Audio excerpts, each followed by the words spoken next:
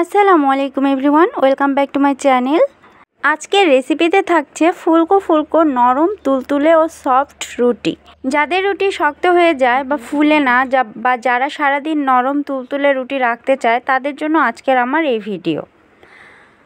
তো ভালোভাবে শুরু থেকে শেষ পর্যন্ত স্কিপ না করে ভিডিওটি দেখে নিন। আশা করি আপনাদের রুটিও এরকম ফুলকো ফুলকো হবে। রুটি করে নেওয়ার জন্য এখানে আমি পরিমাণ মতো আটা নিয়েছি। আপনারা আপনাদের পরিমাণ মতো আটা নেবেন। আটা নিয়ে নেওয়ার পরে এখানে আমি স্বাদ মতো লবণ দিয়ে দিয়েছি আর ফুটন্ত গরম পানি দিয়েছি। এখানে কিন্তু আমার কাওয়া করার প্রয়োজন হয়নি। আমি একটি ওয়াটার হিটারে পানি গরম করে নিয়ে সেই পানিটা এখানে ঢেলে দিয়েছি। আপনারা হয়তো দেখতেই পেয়েছেন। আপনারা চাইলে পাতিলে গরম করে নেবেন পানি। এরপরে আটাটাকে খুব ভালোভাবে মুথে নিতে হবে। আর এখানে আটার মধ্যে সামান্য পরিমাণ সয়াবিন তেল দিয়ে দিয়েছি।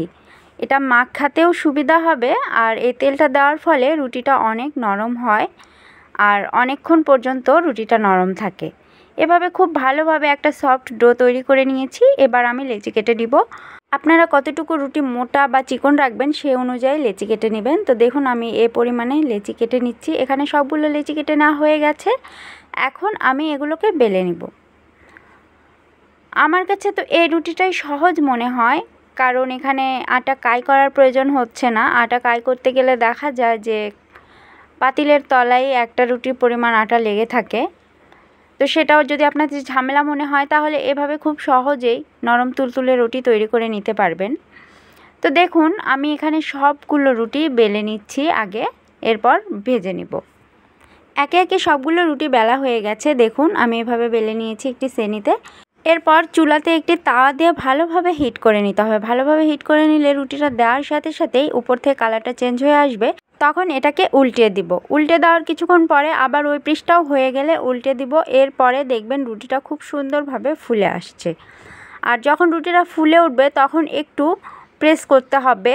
ছলনি বা পরিষ্কার কাপড়ের সাহায্যে এই কাজটি করতে পারেন। এভাবে ফুলে গেলে তারপর রুটিটা নামিয়ে নিব। এভাবেই আমি সবগুলো রুটি ভেজে নিচ্ছি। দেখুন কতটা ফুলে উঠতেছে রুটিগুলো, আর সারা দিন রুটিগুলো এরকমই নরম থাকবে।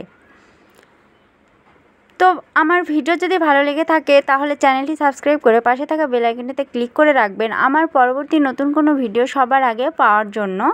আর এভাবে অবশ্যই একবার রুটি বানিয়ে দেখবেন। আপনাদের রুটিগুলো কতটা তুলতুলে হয়েছে আমাকে কমেন্টে জানাবেন।